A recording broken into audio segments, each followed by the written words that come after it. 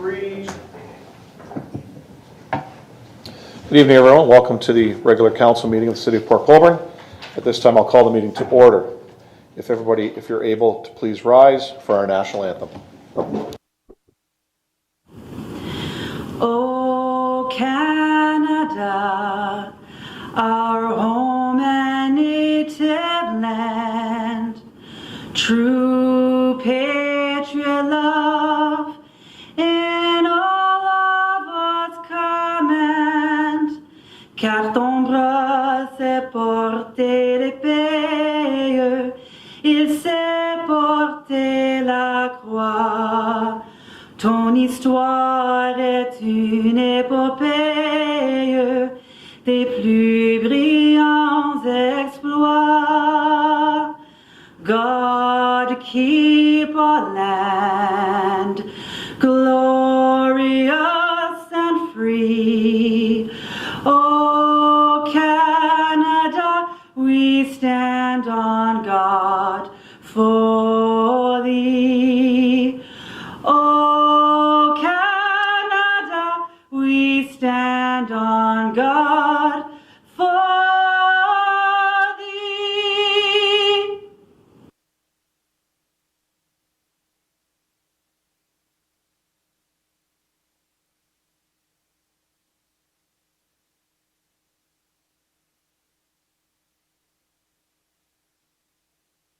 If I could call on Councillor Beauregard to give our land acknowledgement. The Niagara region is situated on treaty land. This land is steeped in the rich history of the First Nations, such as the Adirondack, the Haudenosaunee, and the Anishinaabe, including the Mississaugas of the Credit First Nation. There are many First Nations, Métis, and Inuit people from across Turtle Island that live and work in Niagara today. The City of Port Colborne stands with all Indigenous people, past and present, in promoting the wise stewardship of the lands on which we live. Thank you, Councillor. We do have one proclamation, and March is Kidney Health Month. If I could have Councillors Aquilina and Beauregard move that. Are there any questions? All in favor? That's carried. If I could have Councillors Bagu and Bruno move the agenda. We do have item 20.2 has been amended. So this is with the amended version of bylaw item 20.2. So any questions with regards to the agenda or any changes? All in favor?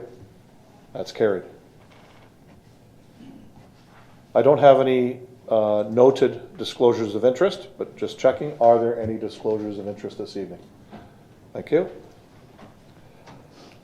If I could have Councillors Elliott and Danch move the regular meeting of Council, February 28th, 2023. Any questions? All in favor? Carried. The following items will be pulled for separate discussion. Under Staff Reports 8.3, under Correspondence 9.4, 9.6, and 9.8. If I could have Councillors Hoyle and Bodner move the remainder of the items. All in favor? That's carried. There are no presentations or delegations this evening. I'll go into my mayor's report. March break is well underway, and you can be a part of the Mosaic Art Project. You can play music, make crafts, you can picture yourself anywhere in the universe with the amazing new green screen. You can make yourself an astronaut in outer space or the captain of a ship on one of our Great Lakes. Take your parents and get signed up for dozens of programs all this week at the Port Colborne Public Library.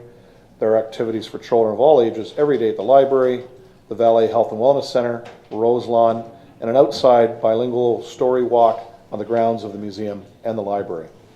Please check the website, cityofportcolborne.ca, for hundreds of amazing things to do this week. And we hope you can join us for our annual Top Hat ceremony in Lockgate Park 1 week from tomorrow on Wednesday, March the 22nd. It's the day we celebrate the opening of the Welland Canal. We call it the Top Hat ceremony because we present a top hat to the captain of the first downbound ship in the canal. The top hat tradition goes back to the days of William Hamilton Merritt, the man who envisioned and built the first canal almost 200 years ago. We don't know yet which ship will be the first one through the locks. Sometimes we find out only the day before. and the Seaway and all the ship's crews have a lot of work to do between now and then. We wish them all our best, and for a safe and successful 190th shipping season on the St. Lawrence Seaway. Our special events team works with the library and the museum, the Port Colborne Fair Trade Committee, to present the event. It starts at 8 a.m. with a pancake breakfast, and we hope to see you all there. There was some excellent chili in Shirkston on Sunday. It was the annual Shirkston Community Center Chili Cook-Off. The place was packed, and there were 3 of us that served as judges. Councillor Ackley and his husband Dan, Jack Fagan, Mike Fagan's son, and myself. We taste tested 11 different kinds of homemade chili, all made by resident chefs, and the 3 of us chose our top 3. And all the people who came to the event chose the people's top 3. The judge's choice was chili made by Raven Wall, and the people's choice was the recipe entered by First United Church. And it's funny how this did turn out, because the judge's pick was the people's second choice, and the people's first pick was our second pick, so it was pretty close all the way. As I said, Jack's father, Mike Fagan, served as the master of ceremonies, and Mike happens to be an incredible woodworker and carpenter, and he carved the trophies for the winners. It was a lot of fun, and another great community event presented by the good people of Shirkston. And yeah, chili was good. Hey, Monique? She didn't even, Dan ate a lot of it, yeah. So, but it was funny how the 3 judges went together on this, and all our picks were almost identical, so it was actually fairly easy, but there was about 90 people there, Monique. Well attended by the Shirkston community, and we even had some from just over the border in Ridgeway that came in that are part of that organization, and we welcome them to enjoy the city of Port Colborne.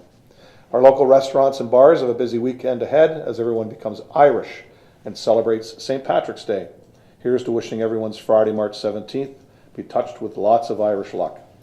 2 weeks after we celebrate the leprechauns, we welcome the Easter Bunny.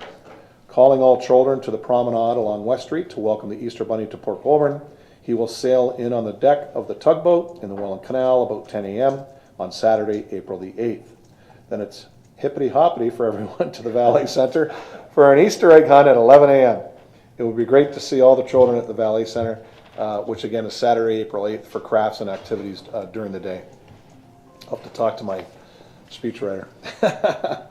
You'll notice yellow ribbons tied to the lampposts outside City Hall and to the poles on Sugarloaf Street at the base of Cenotaph and H.H. Knoll, Lakeview Park.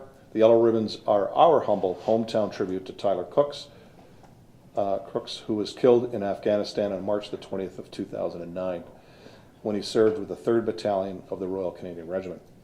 March 20th is Tyler's 24th birthday. That was 14 years ago.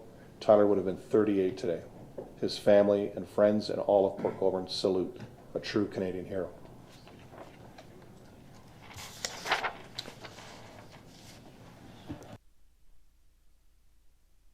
Oh, sorry, 7 p.m. this Sunday is the Mariner service for the opening of the canal. That's at St. James St. Brendan's Anglican Church, starting at 7 p.m. So I'll be representing the city at that event. I have for the last number of years, both online and in person. And it's a great event. Some good songs are sung and some great discussion takes place. And we have another great guest speaker this year. So if you're able to attend on Sunday, again, at 7 p.m., St. James, St. Brendan's Church. And that ends my mayor's report. Are there any questions? Thank you. We have Councillor Fred Davies, our regional councillor. Fred, welcome. Thank you, Mr. Mayor. Excuse me. It's great to see everybody. Nice to be here for the first time. I attended council by Zoom a while back, but I'm hoping that I can get here about once a month with some regional updates. Tonight I wanted to touch a couple of subjects. We just came through our budget process, and I know that a number of residents in the city and around the region are concerned with the level of tax increase that is coming out of the region this year. It was a bit of an exceptional year as the election sort of interfered with the deliberations, especially with the new councillors. A lot of the decisions had been made, a lot of the pathways for the budget had been determined before the election. It was a good learning process for me as I continue my learning curve being a regional councillor. But I'm hoping next year that we are going to have a bit of a different process leading up to finding a more amicable solution for budgeting. Next year, already at this point, the region is anticipating at least a 10%, or the budgeting for an upset limit of around 10% tax increase next year, which is absolutely unreasonable. And I know that the mayor and I will be focusing energy on getting that number down. Subsequent years are already projected to be 3 to 4%. So I'm hoping that as we go through the budget process next year, we can find some efficiencies and some new strategies to bring some of those tax numbers down. But one of the most pressing issues that, one of the reasons why I'm here tonight is to congratulate Southwestern Ontario for landing the Volkswagen EV plant. And it will have an enormous impact on the province of Ontario. Interestingly, last week, the provincial government put through a piece of legislation rather quickly to create the conditions necessary to bring this plant with the land accumulation. We have the land here, and it is important for all of us, and it's important for all of us around this council chamber and at the region to push harder on the development of the employment lands, and particularly the regional project of extending water and wastewater services under the canal to our east side industrial lands. I've said to many councillors around the regional table that these lands are shovel ready. We just need to find the capital and the political will to put the services in the ground. Surprisingly, not a lot of regional councillors were aware of how this land was ready to go, and the amount of effort the city of Port Colborne has put into this land over the last decade or so. I've said to councillors around the table that we don't have to cut down any more trees. We don't have to get involved in any more wetland interruption or deal with environmental issues or sensitive issues related to the Greenbelt. These lands are in South Niagara. This is the future of Niagara. There's no doubt about it that these lands will be the industrial future for the Niagara region here in South Niagara. So it's important that we continue to press for this priority to be realized. It has been sitting on the strategy or on the priority list for the region for a while, but there hasn't been any discussion about how we're going to fund it. The feds and the province need to step up and be a part of this project to make it work. We're not going to be able to debenture it all, nor should we debenture it all ourselves. But this land needs to be developed if we're going to create new jobs and new assessment in Port Colborne. Assessment being the most critical component of what we need going forward. The regional government is starting its strategic planning process for the next 4 years, and if you have some suggestions for me that you'd like me to bring forward, I'd love to hear them. We had our first strat planning meeting the other day, and I'm looking for sort of low-hanging fruit opportunities that you see in Port Colborne that have a regional impact, and I welcome your comments. Recently, you will know that the region declared a state of emergency for homelessness, mental illness, and addictions.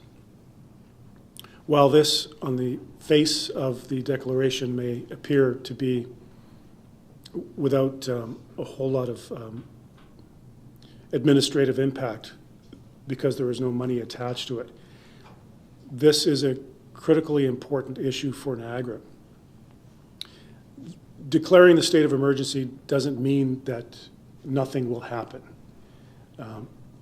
It is a declaration that demonstrates that the region is united in expressing its concern to the provincial government that we have a problem, not just here in Niagara, but across Ontario.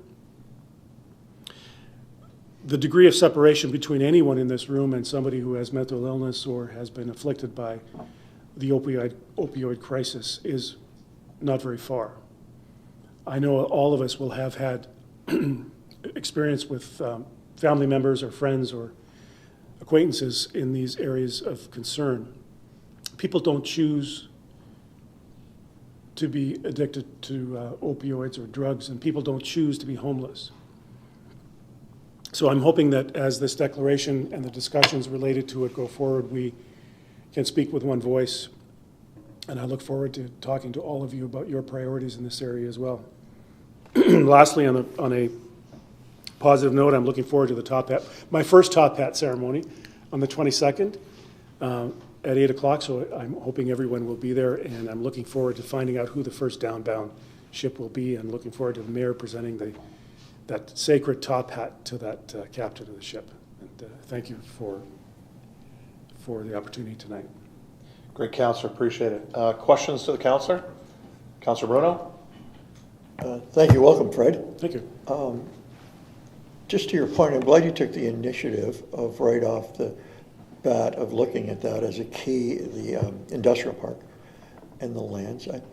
I might challenge the definition of shovel-ready. I'd like to think that there's water and sewer there. We've got the land there. Here you go, Mr. Industry, right? Plug in. I'm wondering if one of the things you can do, I'm not surprised that you probably got that reaction from your co-councilors, but I think what I'd like to know, and if you could possibly bring this back, is for certain we know there's water and wastewater that's got to come under the canal and hook up to where we'll then be responsible, Ramey Road or Enterprise Drive. Generally, those things are all in the minds and desks of staff. And so I'm wondering if you can find out if they've even engineered that. Because as you know, if they started that tomorrow, that's going to take a year. Then you've got to allocate the money. Then you've got to build it. So without that being expedited at the thin end of doing the design drawings to go to tender, and it'd be hard to see an argument not to design it if you're really committed to doing it. And the drawings are the cheap end of the whole process. If they're not there, I think there are a lot of questions to ask as to the region's priority for Port Colborne when it comes to economic development. So I'm wondering if you're able to bring back to us where both of those utilities are, and I guess simultaneously, I'll ask through you, Mr. Mayor, even though it's Fred's time. Steve, would you be at the end of like electrical connection in district? Is that something we find out? I'm thinking, the grid's on Highway 140 and the grid's part of CNP's holdings in Port Colborne, but those things all have to come together to make a project. And then obviously for us, it's the road, the layout, the design.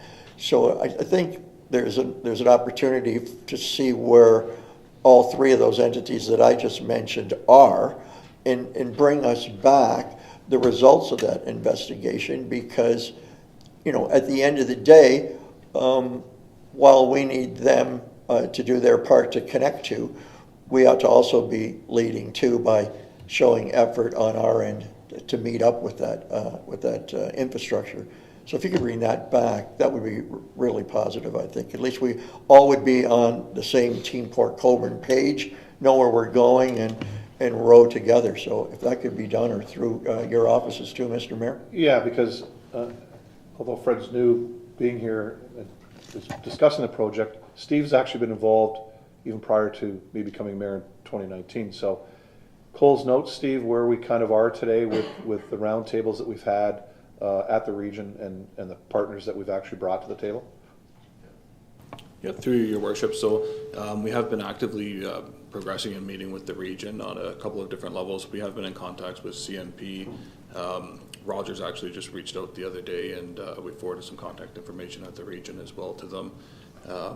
We're trying to get as many utilities and infrastructure within that tunnel at the same time, because it lowers the cost. And, well, it'll be a shared cost at that. So we are doing that. as we start progressing forward, we will start talking about the final designs with the consultants for our direct build out of the roadways for CNP, to your point, to make sure that the infrastructure is there and they're accounting for it ahead of time. I know last I spoke to CNP, they were ordering infrastructure, so the actual hydro poles and transformers and projects actually a year ahead of time right now, just to make sure they have stock ready for different projects too. So that's a positive that I know that they would initiate, just to make sure that they are running at the same time frame that we are too. So we are having those conversations, and I know the region's just starting to get their ground running right now with the design for that tunnel as well too. So they just started to pick it up right now. And Ontario Hydro's at the table. They're actually very, very interested based on the power coming in and the increase of power based on industry. I know the last I heard was that they were doing some boreholes and looking at a way where they would come out of, from the stone dock there, how to get back onto, I guess it's second concession there, Ramey. That's the last I heard of. People in the area saw consultants or contractors sent out by the region to look for the route, spray markings on the road, things like that, and then sort of everything's gone quiet. That was about a year ago. They have been working on it, Steve said. They are quietly working on it. Prior to the election, both Barb and I had meetings with Public Works and with the CAO, Rod Tripp, with regards to this. This is a priority for them. Again, what Fred talked about on the funding side of it. Back in 2019, when we went to the table, we talked about who are the other partners, and there really wasn't any back then. I said, look, we've got to get a hold of the gas company, Ontario Hydro, CNP, the cable company, the telephone company. Get them to the table, and if they don't want to be a part of it, that's fine. As Steve said, some of them were kind of leery at the beginning, but now they want to be there because they understand what's happening specifically in Niagara, but in Ontario, based on announcements of this week, on what the potential is coming. And specifically Ontario Hydro, as opposed to going over the canal, it's a lot easier for them to go under the canal, so that when they replace overhead wires, they can just disconnect them and they have that automatic connection that's there, and it's, I suppose, less dangerous. You know, in case there's a cable breaks, it's a lot easier underground than it is up top in the middle of a canal. So, Fred?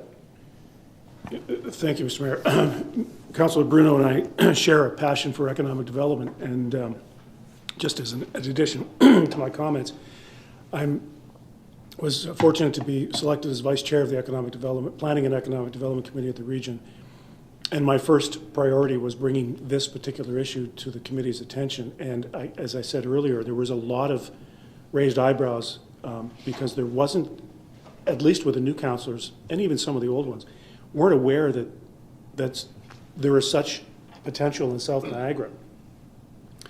And since my early days here with the city in 1986, I have, tongue-in-cheek said that there is life south of Highway 20, and you can get here from there. I've got a meeting with the chair and the CAO next week to talk about what my priorities are for Port Colborne.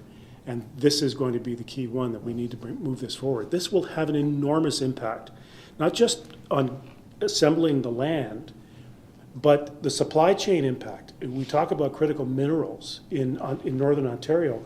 We have a refinery here that refines critical minerals. This is the logical place for industrial expansion in the EV sector. So absolutely, I will bring those concerns forward, find out what the status of it is, and collaborate with city staff to make sure that we have all the I's dotted and the T's crossed. Thank you. I don't want to be a killjoy in this, but, we south of Niagara have always been accused of complaining in that. But, at the end of the day, if it wasn't for the political will of the last regional councillor and Bill, we all remember a top priority was going to be Main Street East paving.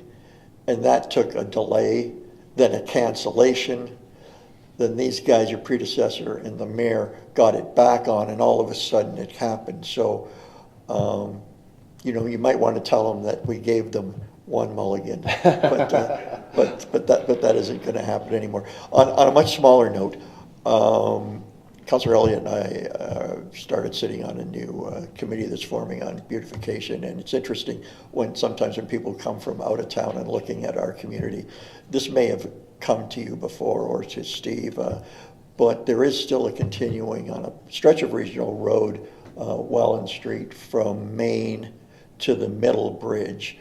If you've noticed it or you haven't noticed it, because we don't see the forest for the trees after a while, there's a regional directional sign that's green, that's got 2 corners chipped out of it, and I think it's been more than 6 months. So when you're coming from Main Street towards the Middle Bridge, you're going to see that green sign on the lock side, and it's doesn't look like when something isn't fixed for 6 months and it's a signage and it's their sign. Unfortunately, we can't do anything about it, but it'd be nice to get a small thing like that corrected, if you don't mind. Thank you. Absolutely. I'll be certain to bring that forward next week. Absolutely. Great, thanks, Fred. Further questions? Just one comment. I'll be careful how we say this. You will be seeing some information coming out of economic development in the near future, but we did have a federal economic development team in Port Colborne. Gary and economic development with Bram took them on a tour of a number of sites, and they are here for the St. Thomas type projects, the Windsor projects. They're looking for 200 plus acres in one site. That's their priority. And these are all offshore companies that are coming into Canada. And that's the part of FedDev that looks after the offshore people as opposed to local developers coming in. So, they came into town, but you'll be hearing more from Gary's team in the near future about what's going on. So, great. Thanks, Fred. Okay. On to staff remarks. Mr. CAO, anything? All set, done. Set? Madam Clerk, you don't have anything? No? Chief? Through the mayor to council, I have 2 items to address tonight. You will notice, I believe it's number 20.2, there's a bylaw coming forward that appoints several people to our building department. This is just due to an illness, so we're backfilling to make sure that we can continue providing service to our community. There are some house cleaning issues also, but I can assure you that there is no new staff being added to the current complement. Last thing is Camp Molly is coming to the Niagara region. Port Colborne is proud to be part of this May 11th to the 14th. It's an opportunity for young women 15 to 18 to learn about the fire service and hopefully open some doors into a non-traditional career. With our involvement, we do secure spots for 2 to 3 for sure, residents of Port Colborne. So I just want to get it out there to apply early. They are already at their 35, and the sooner they can get it, please do.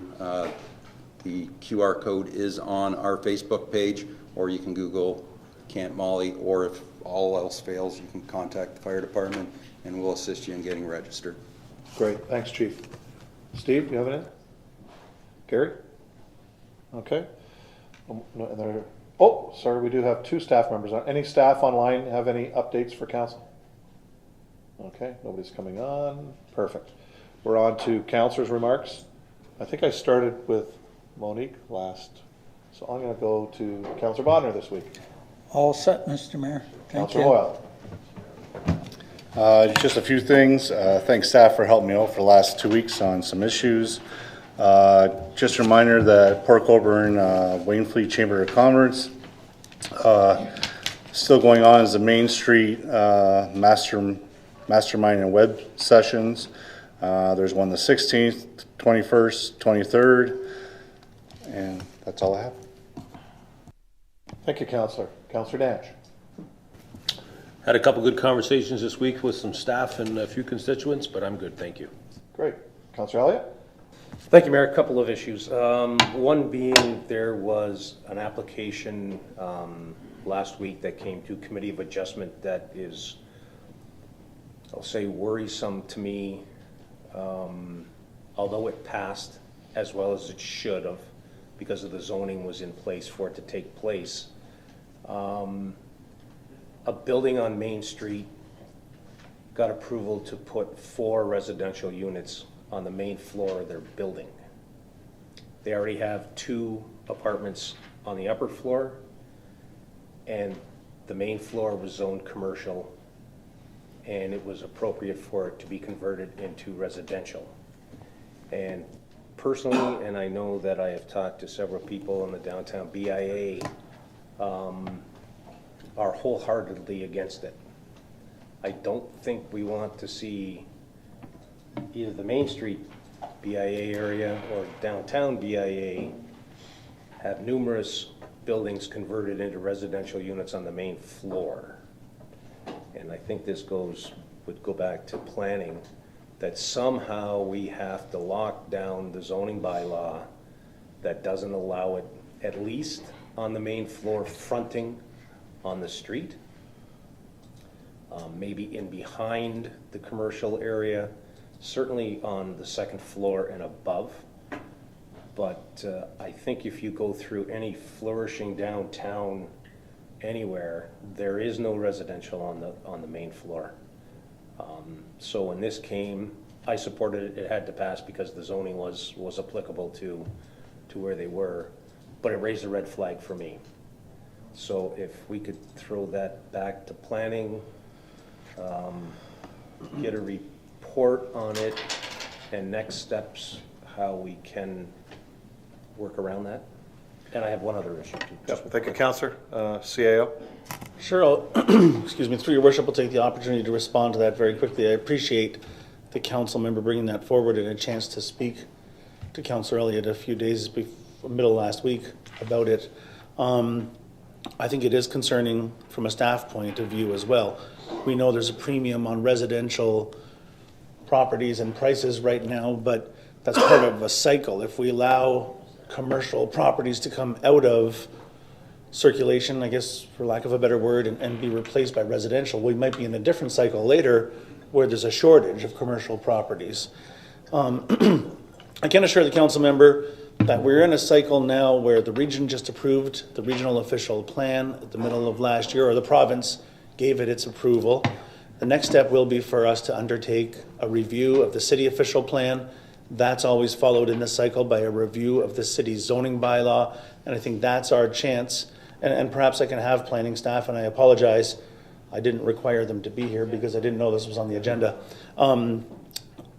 Maybe we can get a report in the interim period, but we can make sure that that wish of council and the public and the staff is brought forward and entrenched into those planning documents that do guide the parcel fabric of the municipality and really the built form of the community. So I appreciate that insight, and I will make sure that we have planning, maybe even verbally, give us an update at the next meeting under staff remarks so that we can see where we are in that official plan process.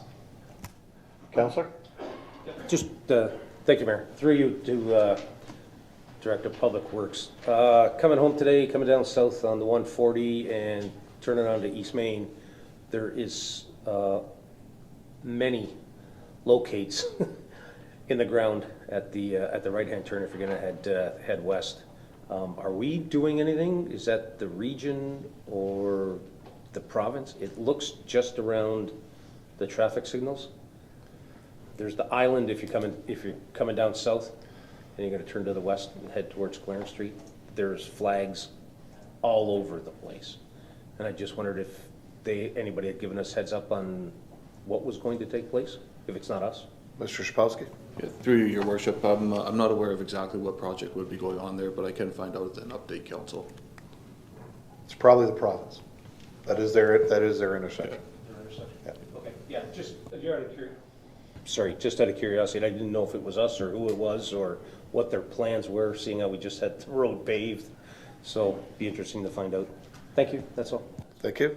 Councillor Bruno? Thank you, Your Worship. Wasn't one of the points I had, but to Councillor Elliott's point, concur with what happened at Committee of Adjustment, but I don't know if those that have been around the table for a while, I remember this issue coming up in the downtown here, particularly at the corner of King and Clarence, wanting to put residential on the first floor. And I believe at the time, the applicant had the wherewithal to do that. but I know it was stopped, and I didn't know if it was, if you could research this, Mr. CA, for planning, if, I mean, it would be nice to know whether we can also protect the downtown BIA from that happening. It's interesting to me that this commercial area is protected, that the other one wasn't, but obviously we know from the Committee of Adjustment meeting it wasn't. I would also ask that if that kind of could be made a priority, because as applications come in and as news filters out, applications could get filed, and I wouldn't want to see that if we're going to go in another direction. Thank you. Just one point through you to Mr. Szybkowski. Steve, had a call last week from the people at what was the former end of Hillside, now cut through with the new construction on Meadow Heights, Phase 3. Lot of contractors, large dump trucks, people who are working on that project, entering it from Barrack Road, Apollo, up the hill, the subdivision at Hillside, and into the new development. People there were struck by the fact that they were trucks, large trucks, that could have used Elm Street and Meadowlark to get up in there. Don't know if the chief has any comment on whether that has to be kept open. It's still not turned over to the city. So in my view, it's a subdivision under construction for construction vehicles only. So I'm just wondering if those barricades could go back up at the end of Hillside until such time it's done. Secondly, not sure if it's in the subdivision agreement, but power was cut off there for a few hours last week. I shouldn't say a few, it might have been a couple of the gentlemen. It was just a phone message for me, and we've been playing phone tag. But it's interesting now that a lot of people who are working at home, which this gentleman did, had no warning, was having a meeting, was out of power, no notification from CNP that there would be a power interruption there. So I think it's something more and more of these interruptions of, there's people who are at home actually working, and so that's the new world. So I don't know if you could look into that, Steve, as well. And you can let the homeowner know if so. Hopefully we can prevent it happening the next time. Thank you, Mr. Mayor. Yeah, you're all set, Steve? Okay, good, thank you. Councilor Baggett. Thank you, Mr. Mayor. As long as we got Mr. Szybkowski here. I've had phone calls, actually quite a few phone calls regarding the, I call it erroneous water flow around the Clare Avenue, Linwood, Homewood areas in our municipality. And I know we don't have a real storm sewer system in that whole area, but can you comment on what's going on? Mr. Szybkowski. Through you, Your Worship. So we have, the city has been contacted by a few residents within the area south of Stanley between Homewood and Clare regarding there's some pumps working more often than usual. The first response that the city took, we actually conducted some leak detection to ensure there wasn't a water main break within the area, that they were seeing an influx of water.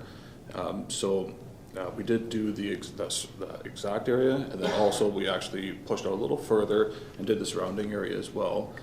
We did get a reading out on Homewood, but the excavation didn't prove fruitful at the time. It was just a dry pit. And sometimes what happens when we do leak detection is that certain pipes will actually have a number of breaks along them and repairs. They'll have different types of material in between them. And that does play with the sounding sometimes, so you can't get an accurate result of where it is. And on Homewood, that's exactly one of the reasons why that's on the application for a replacement on one of the other reports that we have tonight too. So we have done that. We did actually a quality control check on that too to see if it was in the same area when we sounded it again a little later in the day when there's a little less noise, people are using less water out of their homes, and we had a similar result. So while working with the homeowners, we did notice that the sump pits were below bedrock in some of the circumstances, which will consistently fill with groundwater during times of rain or snow melt or just general ground saturation as well too. So Our staff have been monitoring some of the sump pumps in the area, and although they're still pumping regularly, they're actually pumping a little less right now. So we do have staff that are going out there, they're doing a routine check to kind of see how often the water's coming out of their actual pipes out of the house, and it has decreased quite dramatically, but they are still constant. So this, along with the mild winter ground conditions, it's kind of all pointing to the direction of groundwater and not a water main break. We're going to continue to still do the leak detection efforts within the general area, just to make sure if there's any changes that happen, we can get on it as soon as possible. But the situation also raised the question of how many sump pumps are directly connected to the sanitary sewer in the area. And as these properties were abruptly known to everyone, as water was filling the frontages of the property as well. So there could be a number of properties that are also connected to the sanitary sewer that are actually charging to the sanitary sewer versus discharging to grade. And in that case, what we're doing is we're looking at some historical data to try to figure out how many sump pumps are actually connected to the sanitary sewer versus not connected to the sanitary sewer. Depending on the information that we find out, there might be some other further investigations or works that actually take place in that area too.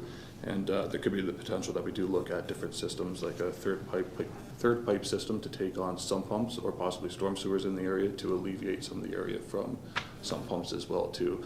But that's something we'll have to look into a little further to see how many are actually on the sanitary sewer, and if it's worth the cost to just take them off, because it will be a significant cost to install those, either a third pipe system or storm sewer within the area. So it's kind of trickled into something a little bigger that we're going to have to investigate and keep carrying on with it to see if there's a bigger issue at hand that we can resolve to on the sanitary sewer side of things as well. Councillor? Thank you, Mr. Mayor. Is there any potential guideline, timeline for the people that may be hooked up to sanitary sewers or may not be? Steve? Through you, Your Worship. So there will be, there were some historical documents, I believe they're in the early 90s when there was inspections throughout all of the houses within Port Colborne. So those are the first documents that we've started looking through. From the 90s to now, a lot could have changed too, right? So it might justify a house-to-house entry to kind of figure out exactly what's happening and see if there's disconnects that are needed. The problem is, if we do require disconnects within the area, we've already seen some of the issues where we're seeing significant amounts of water, groundwater, pumped from beneath the bedrock level onto grade, and it's actually to the point where it's flooding people's front yards, the roads, sidewalks, and that's another issue that we can't have at the same time too. But that's, it would kind of justify kind of a bigger project at that too for storm sewers. So I don't have an exact timeline right now, but we are hoping within probably the next 2 months to have an idea of what the next path is, and then it will require some work to keep getting there to that path too. Councillor? Thank you very much, Steve. The 3 phone calls I did get from the residents, I did thank all 3 for not having their sumps hooked up to the sanitary sewer. And it was guaranteed by you. You guaranteed me that the water leakage had no residual chlorine in it, so that was a sigh of relief. We didn't have a broken water line in there, but I just want to thank staff for keeping on it and helping these residents out. It's been going on for a few months, and they get very frustrated, and power failure, you know, they can't run their sumps and stuff like that, and people are scared, and flooding and multiple insurance claims, and so I just thank staff for keeping on it, Mr. Mayor. Great, thank you, Councillor. Councillor Beauregard. Through your worship, I just would like to sort of address Councillor Elliott's point at one point regarding that application. So just to clarify, it was a property that was zoned commercial that changed its use to an apartment, which was a permitted use under the commercial zoning. So I concur with both Councillors Bruno and Elliott that it is something that should be looked at from planning. I do understand that planning does intend on updating the official plan since the regional official plan has gone through, and I think that'd be an excellent time for us to review that aspect and then implement it in the zoning bylaw. Second point, I just want to say thank you to Director Shapowski for your help on that intersection of Dolphin and Chippewa and getting that, I'm not sure if it was a sewer fixed up. And then also for looking into some of the issues and concerns that I've raised recently, and I look forward to seeing progress on that. Thank you, Councillor. Councillor Aquilina. Thank you, Mr. Mayor. I was just going to reiterate the events at Sherkston Community Center. I think it was a great event, and they've got a new board of directors that have come up with quite a bit of new activities that they're doing throughout the upcoming months. So I'd encourage people, if they're interested, to go on their Facebook account or on their, I believe they have an email account or post for their activities as well. The only other thing I was going to bring up was something I had brought to both yourself, Mr. Mayor, and Regional Councillor Davies in regards to the speed and patrol of Miller Road. The original resident who had reached out to me previously has reached out again, indicating that there has been no increased presence of patrol. They have children who are getting on school buses with cars passing when the children are getting on. I think they also indicated that the speed sign at the end, the overpass over Netherby Road going into Port Colborne, the speed sign is missing, so that needs to be fixed as well. But it's a regional road or no? Steve? Regional road. That'd be regional? Yeah, okay. Anyways. I'm at the sign. It's their road, so I assume the sign will be theirs. Yeah, okay. Yeah. So we'll take that. Actually, Steve, can you get a hold of Public Works then? You've got your contacts probably quicker. We'll contact our staff sergeant again. Okay. They have been blitzing certain areas in town, so it's probably one of those where, with the number of cars they have and getting out. And I also know the OPP have been doing West Side Road, and they actually charged somebody with stunt driving. Actually two, I think there was two there, impounded their vehicles. So they are being aggressive, both the OPP and the regionals in the area. So we'll reach out and make sure that that's still on their list, because they will be going out. So Okay, great. Thank you, Councillor. Thank you. That's it with Councillor's remarks. So on to consideration of the items pulled this evening. First item is 8.3.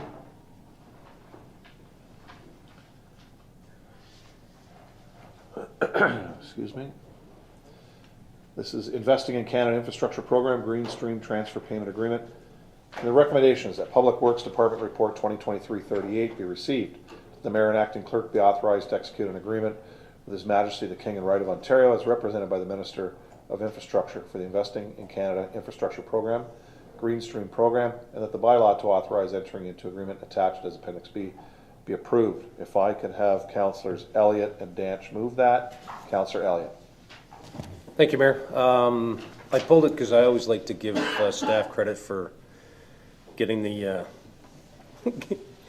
the rewards of their hard work to receive this funding. And I know this was previously announced at the last term of council, but actually now the rubber gets to hit the road because we get to sign on the bottom line and actually have the funds flow through to us. And it's nice.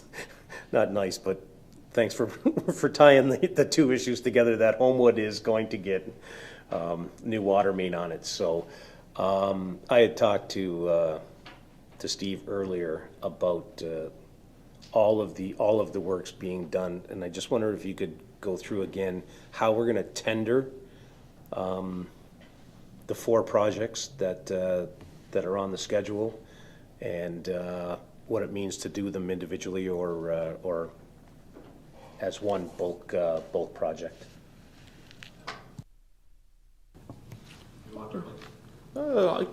Through your worship, yeah, I'll give a brief overview. So In August of 21, the City Council directed Public Works to apply for the Investing in Canada Infrastructure Program for the purpose of replacing water main infrastructure.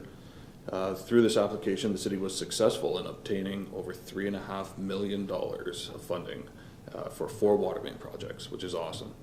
The water main replacements will take place on Davis Street, which is south of Durham, so the whole stretch south of Durham, Homewood Avenue, Berkeley Avenue, Sugarloaf Street between King and West, and also on West from Sugarloaf south. So together this totals just under 2,000 meters of water main to be replaced. In terms of timeline, Davis, Homewood, and Berkeley are all being designed with Davis Street to be the first to construction later this year. Construction of Homewood and Berkeley will take place in 2024.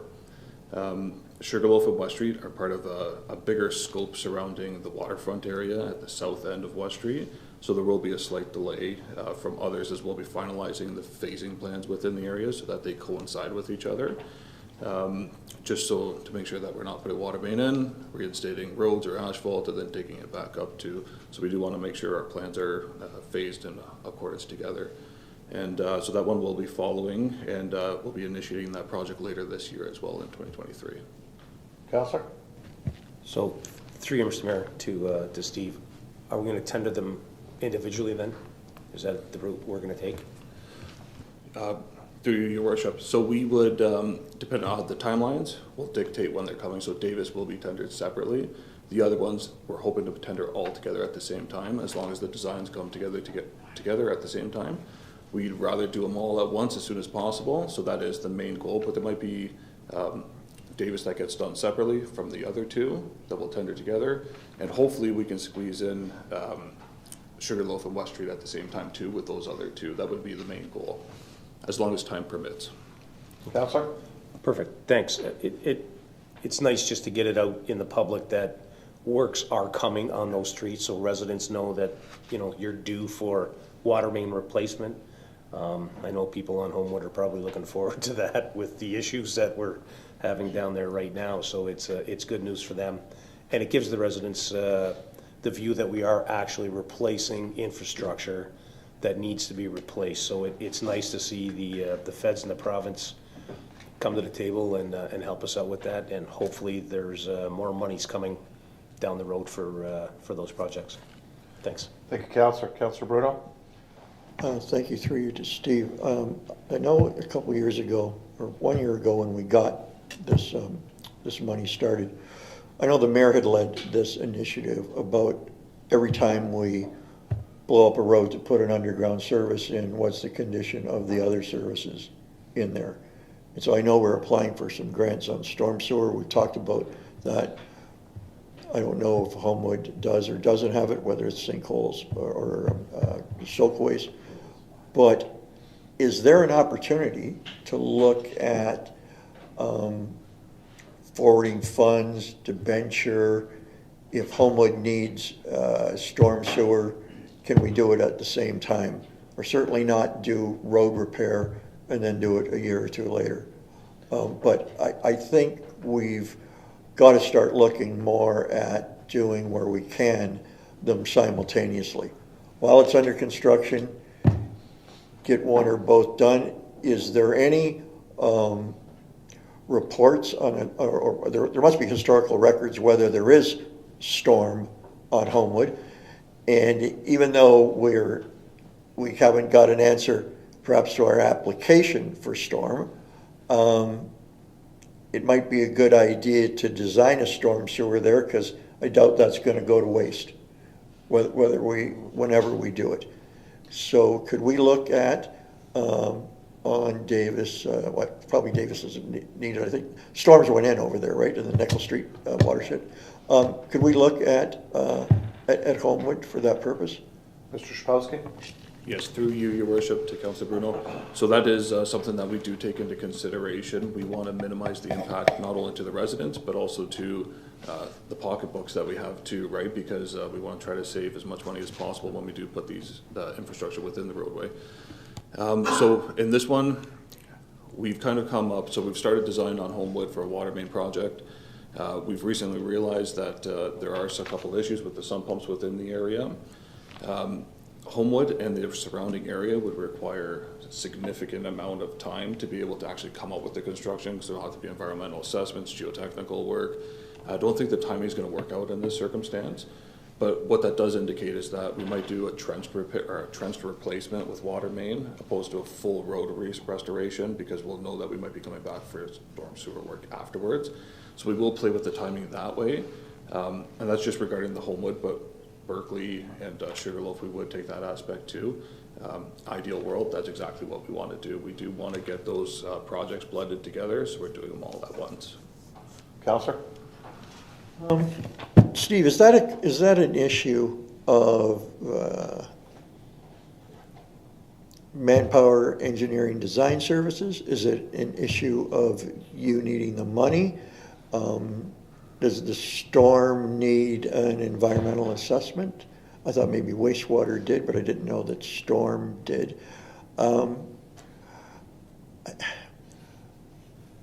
I guess I don't want to I don't want it to be that we it will take this many resources, and that's fine, and the number might be heady, but I'd like to at least see it come back here, right?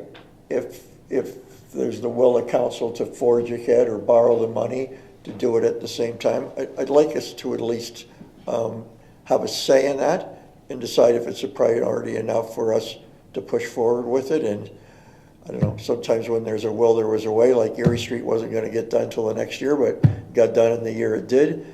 And so I'm always looking to see where it's costing us money every day that we don't build it. That's maybe that's the interest payment on the debenture, but without all the data, don't know that. So thank you. Steve? Yeah, through your worship. So we can look at some timelines and see how they could react with each other. Homewood might just need to be delayed to be able to accommodate the infrastructure or the work that needs to be taking place to get the storm in the area. The storm will have to contribute to the area as a whole, so it will be a multi-million-dollar project, which is fine as long as we need that work to be completed. It will take a little bit of time. The biggest part of it will be the design work and figuring out what the appropriate design is for that area as a whole for the storm sewer, and going from there. So what we can do is we can come back to council with a bit of a plan of how we would phase it to look at storm sewers within the area, and then also with the water main project at the same time. I know about 12 years ago, in the three main areas in town where there aren't storm sewer, that area was in and around $4 million. But that's 12 years ago. Councilor Beauregard. Yeah, through your worship to Director Shapowski, what are some of the benefits that residents can expect from these projects? Mr. Shapowski.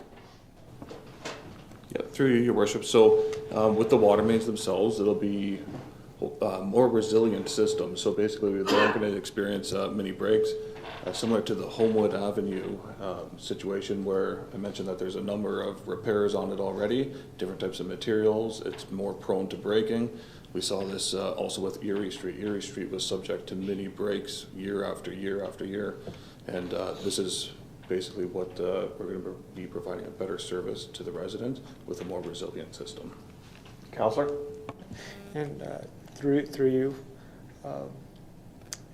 kind of going off of Councillor Bruno's point about looking at other aspects, we've had discussions about Berkeley Avenue in regards to drainage.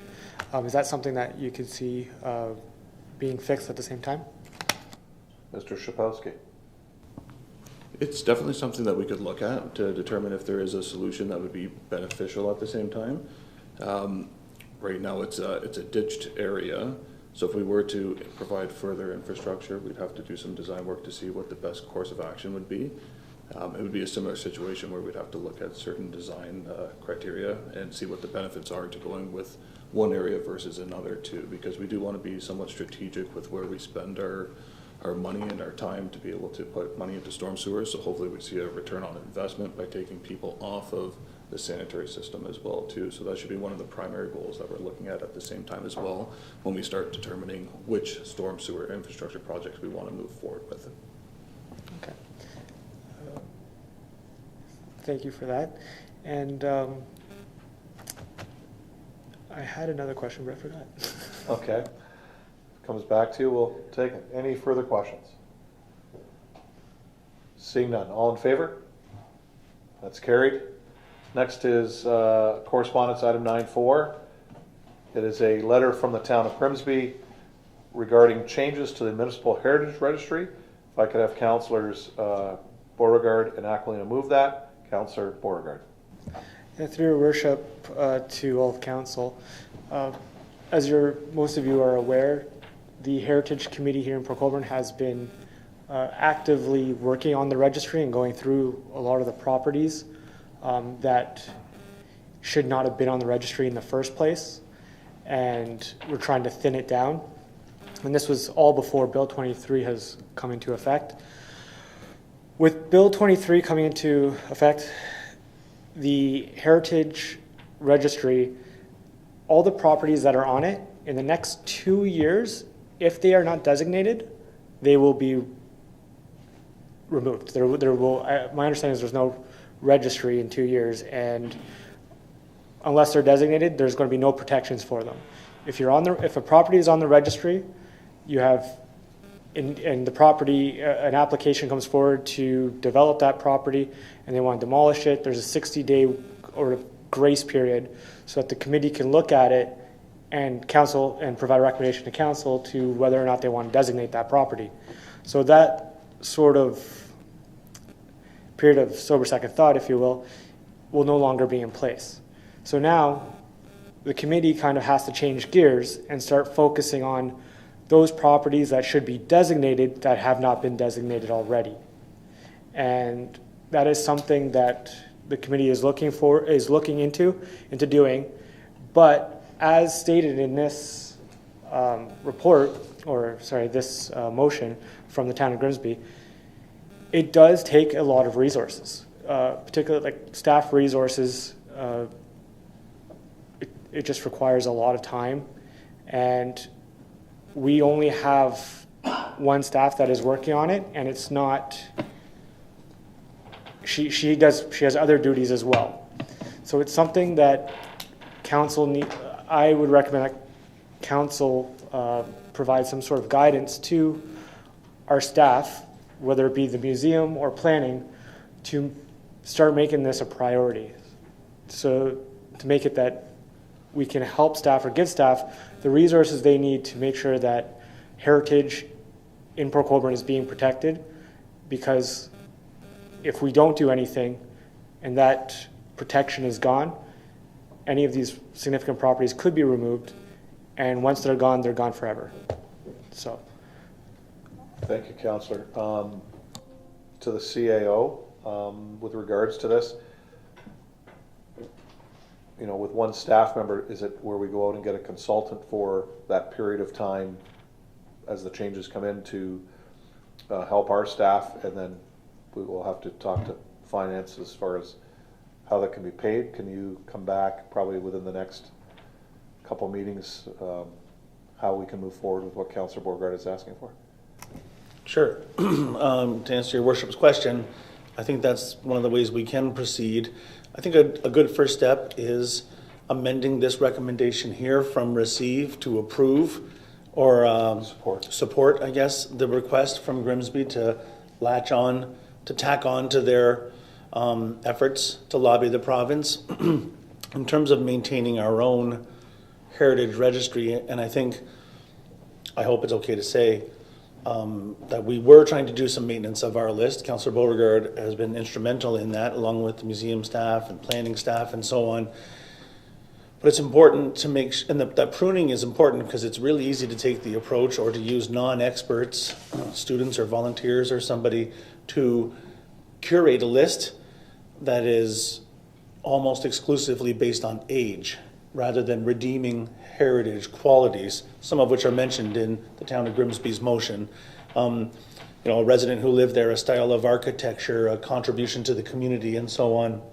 And for that reason, I think outside help in the manner in which you suggested. But another idea I have is some kind of shared service arrangement with our neighbor municipalities, where no one needs to add staff and take on the cost of added staff, but apply the same set of criteria in a number of municipalities so that we're all sort of on the same page on what we're designating. And that criteria can be used to sort of adjudicate each property that's put forward for inclusion so that we don't have a wildly unmanageable list. So why don't I take both of those things back, speak to museum staff, speak to planning staff, and see if we can, again, like I mentioned about the other item, verbally update council at the next meeting.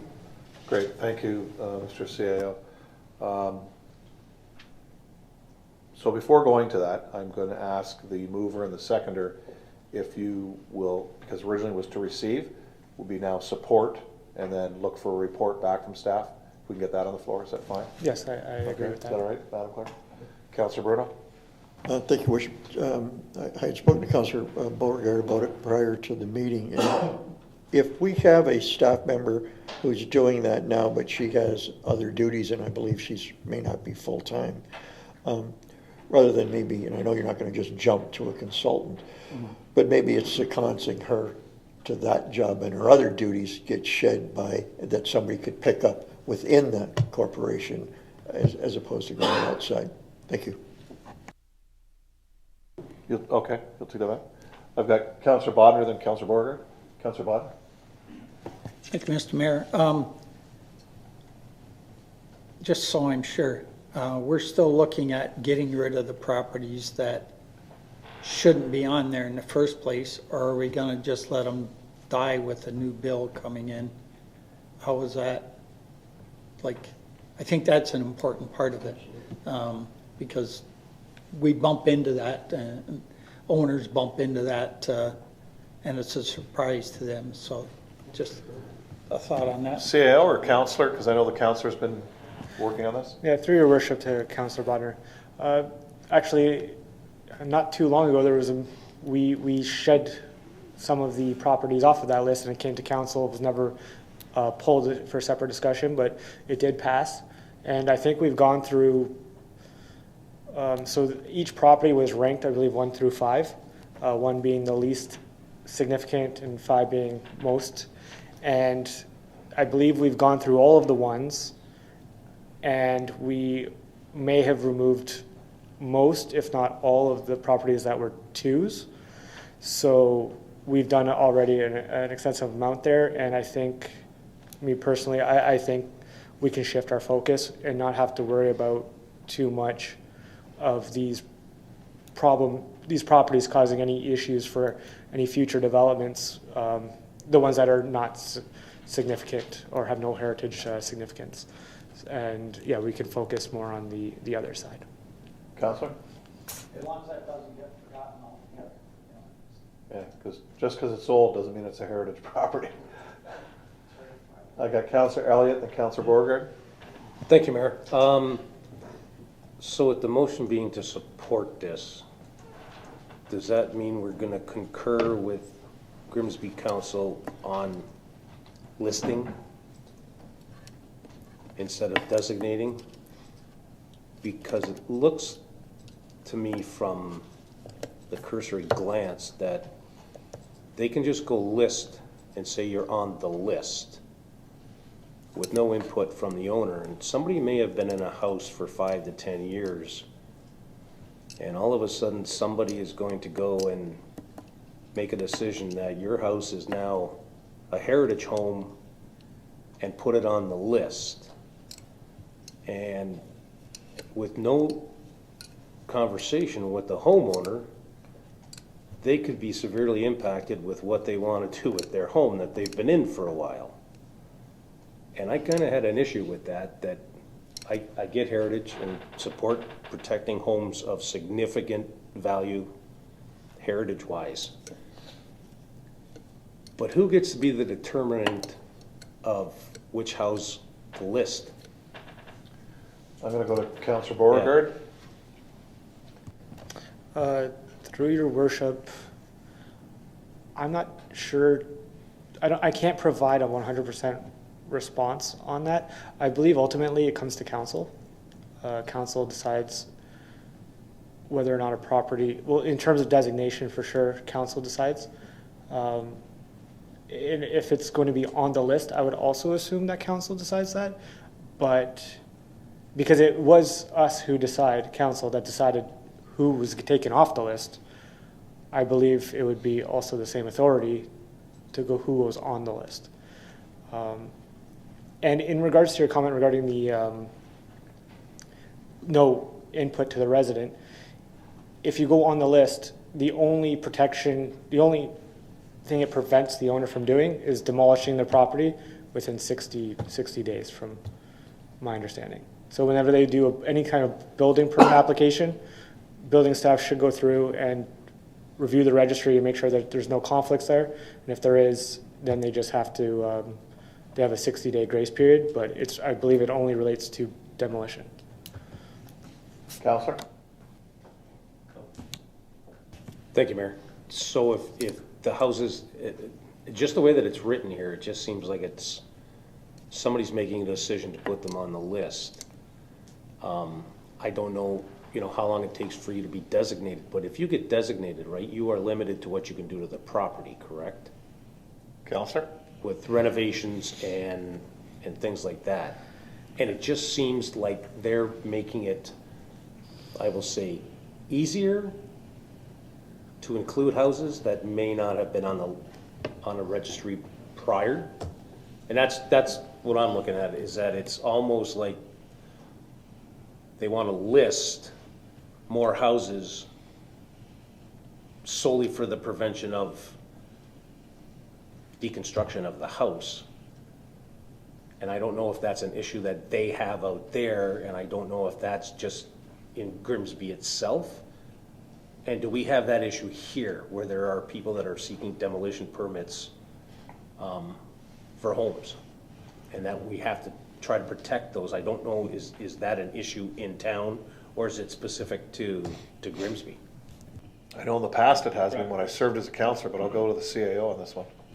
Sure, through your worship to Councillor Elliott, and just a scan of the legislation while I was going through the agenda and checking out the correspondence items, I don't think that Grimsby is as concerned about the process of getting on the list as they are making sure the legislation is protected and the contemplated changes by the province are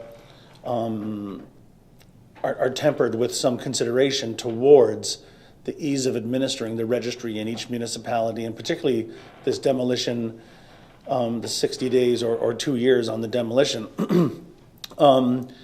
During the last term of council, it maybe even a little bit longer, I think we had 2 or 3 different properties that came in with a request to delist with an explanation of the reasons why.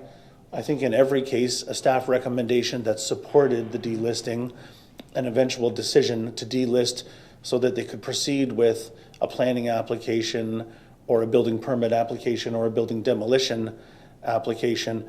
But I will answer the bigger question, because I think your concern, if I can put words in your mouth, is someone going to walk in to City Hall, I just bought a property, or I've owned a property for a long time, I would like to undertake project X, but the answer is you can't because you've been listed and you didn't know. I can imagine a horror story where somebody who has a historical interest in the property, but not a financial interest, says, I think it should be protected. And now that person is a victim of that other person's zeal to get it listed, particularly if you weren't the owner at the time. We have heard of this happening with planning. We have heard where folks come forward, they own a property, and they find that in the last round of official plan updates or in the last round of zoning bylaw updates, a change was made to their official plan designation or zoning, the zoning of the property. And I think we sort of pledged that in future exercises, we would do a better job than just putting an ad in the newspaper or on the website and meeting the bare minimum of Provincial Planning Act requirements and saying, and sort of that being our fallback position, but rather saying, through a letter or some kind of reach out to the people who are affected by these changes, there's a public process that you can participate in. The new official plan for the city considers this designation for your property. You might want to show up to the meetings because, as I'm sure most of the council is aware, we often have these public meetings with very little attendance. But once the thing is implemented that has the impact, people say, well, why wasn't I given a chance? Well, you were, but you didn't kind of know. So I can commit today to taking this back to staff and making sure there's a process in place where if you're going to be designated, and I will tell you this, and I think Councillor Beauregard will agree, there is a good chance if there's anything with the heritage component there that is already on the list. The list was exhaustive, probably too much so. So I don't imagine that there's something that's coming to our attention now that wasn't already on the list, but that could happen. But I can commit to developing a process with staff where a person's notified when it's contemplated that they'll be designated on our list. I think Grimsby's support isn't so much for the process, and we could have a process of our own that's different than Grimsby's. Theirs is to make sure the province doesn't implement changes that are overbearing or overreaching and complicate the process for us, if that's okay. Councillor? Set? Okay. Councillor Bruno? Just the history of that, Councillor Elliott, when he brought up that point, if you think that's bad, I mean, not knowing you're on the list, when you go to do something, you find out you're on the list. But I don't know, honestly, if in this study, we've actually plugged this loophole. So let's say you know you're on the list. You sell the house. Nobody tells you that you bought a house that you're on a list of. And only if you go, and I don't even think it's renovate, if you go to tear down, and you've hired a contractor, and you go get the permit, and you know, second floor tells you, you can't tear this building down, you're on a list, and the person's owned it for 10 years. So I don't know if in the course of this, Mr. CAO, we can find a way to advise people, because it's not on title, that they're on a list. Because however well we do with making that list refined, it's only as good as the day it's printed. Once somebody sells their house, this is a reoccurring problem. I don't know how to solve it, but I think we might as well try and find a way to solve it if we're going to clean this up. Councillor Beauregard? Through your worship, just going off of Councillor Bruno's point there, one municipality that is got a real strong heritage presence is the town of Niagara-on-the-Lake. And they make sure that and all municipalities are required under the Heritage Act to have the register easily accessible. They have it on their website directly. You go in, you click it, and all the properties are there. I don't know if that is the same for here in Port Colborne. I'm going to assume it's not. But I think it's something that we should definitely look into doing. Just on a couple other points. Through your worship to CAO Scott Louie, you mentioned some criteria and working with other municipalities to pull resources and to almost set some type of criteria for designation. I believe that's what you were saying. The Heritage Act has an Ontario. There's a regulation in the Heritage Act that sets out the criteria for designating properties, or to determine whether or not they are supposed to be on the list. So there is criteria already in set, and it's already it's provincial. So it's not something that we have really authority over.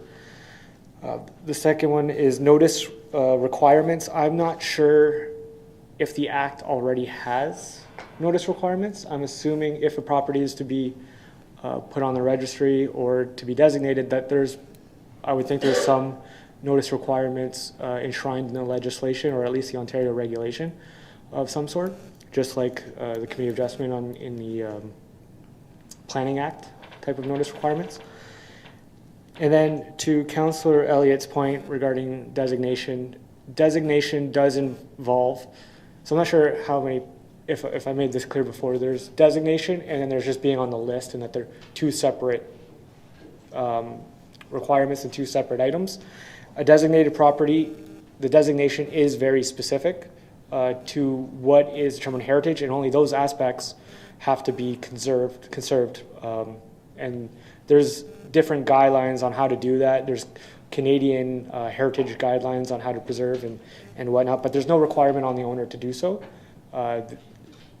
They can just let the property stay in whatever state. We are experiencing that in one of the properties in Port Colborne, across from the archives from the museum. So that is something we would have to deal with. And ultimately, council has the authority on designating, and we don't necessarily have to have an owner come to us to request a designation. It's something that we can take an active role in pursue. Yeah, because it could be a window, a stained glass window, it could be a series of windows. Port Colborne actually has a Port Colborne window that was designed only in Port Colborne, which are on a number of houses. It was on my house when I grew up. So it could be that, could be just the interior. So they can do whatever they want with the exterior, but they can't change the interior. Or it could be the whole property. So there are different criteria. But I do remember many years ago as sitting councillor, at the time when this was done, it was done by a number of university students. Mm-hmm. Some of the properties weren't even looked at. They just looked at old history of that property, and they showed, a house 130 years old, they put it on. But the house that was actually there was maybe 50 years old. So that's what Councillor Beauregard, the house shouldn't even be there, because the original house that the people that did the list never went out to the properties to look at it. So it was exhaustive, and at that time we were removing properties. But I know with Councillor Beauregard working with staff, they've taken off the majority of those, which they should be, because it, as I said, just because it's old doesn't mean it needs to be designated as heritage. So, or Frank would have a designation. Any further questions, Councillor Baggio? Thank you, Mr. Mayor. Through you, I think it's a great idea to have all these properties listed on our website for people could see it and not necessarily understand it, but we should have something written also so they can understand what it all means. Like, I was a little confused until I talked to the councilor before the meeting about designation and what I can do or what I cannot do. And so I think a little bit of education for everybody, including the councilors, Mr. Mayor, would be greatly appreciated. Perfect. So I think the CO can take that as direction with regards to the motion. Any further questions? All in favor? That's carried. Item 9.6 is the Municipality of Trent Lakes letter with regards to oath of office. If I could have Councillor Bodner and Hoyle put that on the floor. Councillor Bodner. Thank you, Mr. Mayor. This is something I'd like us to support rather than just receive. And I won't read everything on it, but it does state that most municipalities in Ontario have a native land acknowledgement like we do. And part of the Truth and Reconciliation Commission suggestions were to eventually get the oath of office that we say in line with what we do with the land acknowledgement. And if I could just read that part of it, Mr. Mayor, it isn't that long. Yeah, and this is suggestions for the municipal oath of office, and it states, I will be faithful and bear true allegiance to His Majesty King Charles III, and that I will faithfully observe the laws of Canada, including the Constitution, which recognizes and affirms the Aboriginal and treaty rights of First Nations, Inuit, and Métis peoples. And that's the piece that they want put in. And I think it's the right thing to do. So I'd like us to support this rather than just receive it. Okay. Seconder, are you fine with that to support? Yes. Okay. Any further questions on this? Seeing none, all in favor? That's carried. Item 9.8.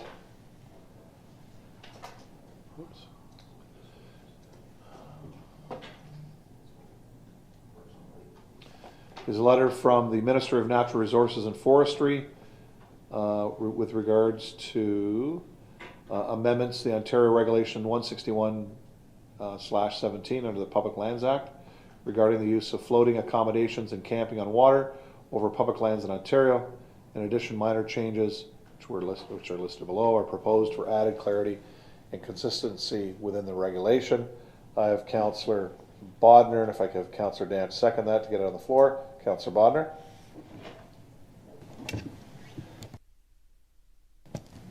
Thank you, Mr. Mayor. If you read this, it's kind of interesting the way people are trying to get around the short-term rental problem they might have by actually putting a home on a barge, parking it in front of their place, and now it's a short-term rental. And so that being said, I don't know that we would have that problem here because it's kind of hard to leave it on Lake Erie with the storms we have. It may be on land eventually anyways, but it certainly is a concern up north on the lakes up there.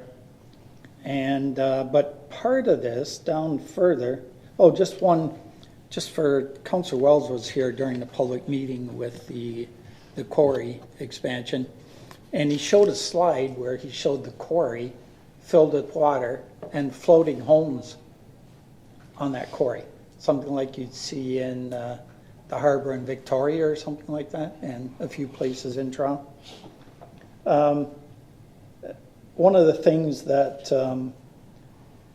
that they're going to allow is land subject to an authorization under the Aggregate Resources Act.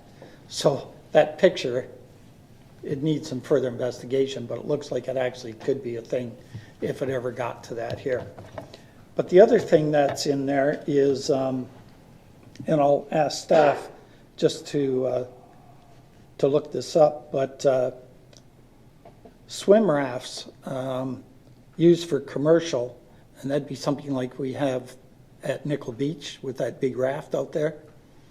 It has to be 40 square meters max. So I have no idea what that raft is size-wise, but I just bring it up. Staff could check that out, and because it is over top of public land, which is under the water, and I just bring that up for staff to look at. Thanks. Okay, so Councillor, you want to forward this to staff to look at, and do you want them to come back to us with a report? Well, yeah, it could be as easy as just a verbal report saying that it's, I'd like to support this also, Mr. Mayor, rather than just receive it, because it makes a lot of sense. And you can read through it and see the problems that these floating homes are causing. Yeah, because it's not a support, because they're not asking us for anything. They're just telling us about this, so it would be a referral to staff. There's a chance for staff to put in Yes. CIO? their thought process. Thanks. Sure. So through your worship to Councillor Bodner, I appreciate the information. We have one council meeting between now and the close of comments. So this is a chance for the municipality to comment to the province before they start to enact any changes to the legislation. I can't say for sure if any staff are registered to attend, but there's an information session on Monday. I'll see if I can get some staff to attend. And if we can't get a staff report, so we would never comment. We would provide council's comments. We wouldn't provide staff's comments because that's an opinion, but we would want a resolution of council to direct us. I think if I can put a small group together, maybe tourism and recreation, to bring a staff report really quickly. I can see the clerks giving me the evil eye. If it's not a written report, maybe a verbal update under staff inquiries, like I've said 2 times already today. We'll have a lot of those next meeting. And sort of get a feel for council if it's important to put Port Colborne's comments forward to the province. I will take one step back on Councillor Bodner's comments. This is specifically around public lands, so I don't think the marina would qualify, and I probably think the quarry pits wouldn't qualify either because they're privately owned, whereas the Wainfleet Quarry is public lands under the Niagara Peninsula Conservation Authority. So there might be different applicability of this rule once it's passed, but I do know for a fact that we have had oh gosh, the word is in here and I forget it. It's when somebody sleeps on a boat. Liveaboards. I do know we have had liveaboards outside of the marina, but in Lake Erie, protected by the break wall for periods that probably exceed that number of days in the legislation and probably don't move the distance that's required for them to move in that piece of legislation. So, and we've had people approach us and say, how are you allowing that, City of Port Colborne, when in fact it's a MNR, Ministry of Natural Resources, responsibility, and we can certainly report it to that agency when we're aware of it. So maybe this is something that we would want to get out ahead of, particularly in the era.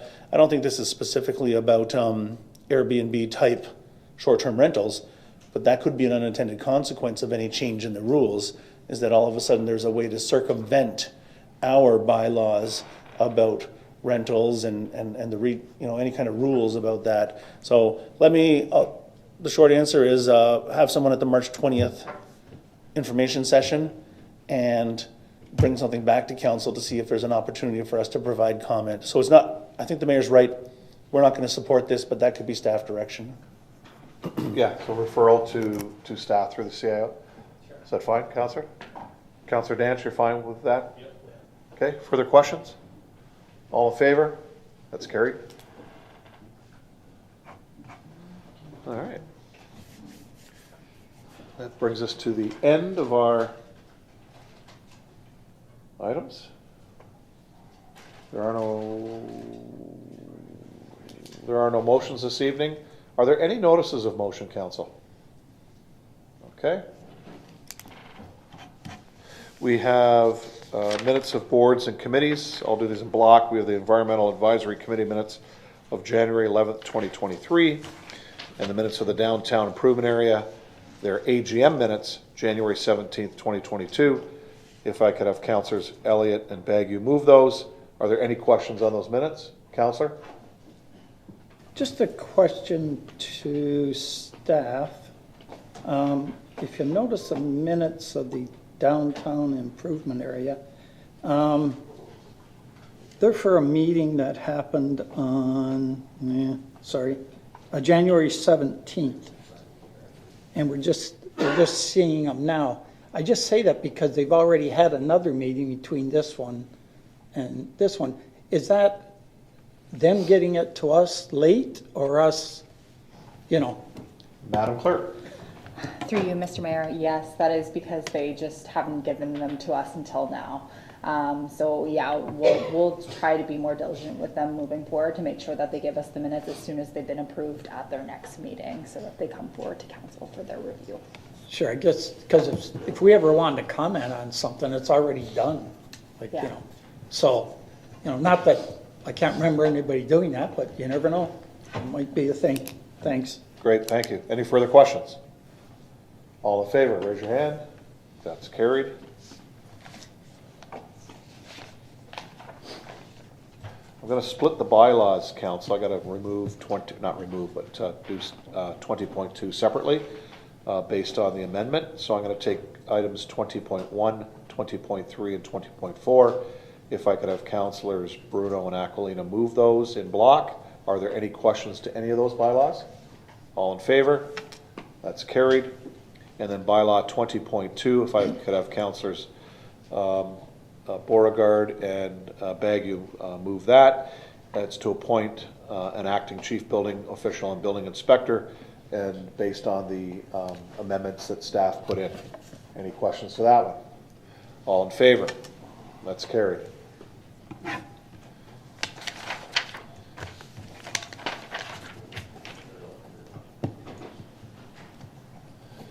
Okay, this brings us to the end of our meeting, Council.